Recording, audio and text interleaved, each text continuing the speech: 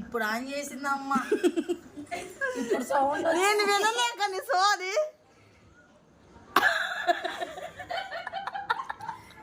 అక్క ఇప్పుడు నుంచి ఎవరు వినమన్నారు నా సోది? ఎవరు వినమన్నారు? నేను చూస్తున్నాను కూడా, నాకేమో బావాలు కూడా చూపిస్తున్నా. ఫ్రెండ్స్ ఇదిగోండి, ఇలా మంచిగా పప్పుని చూపించు. ఇక పద్దాక నన్నేనా? ఇక ఇక్కడ చూడండి, దీన్ని మంచిగా మసాజ్ చేస్తే పప్పుకున్న పొట్టు కాస్త ఊడిపోతుంది.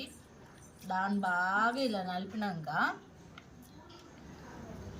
ఇట్లా ఊపుకుంటూ వాటర్ తీయాలి. ఇట్లా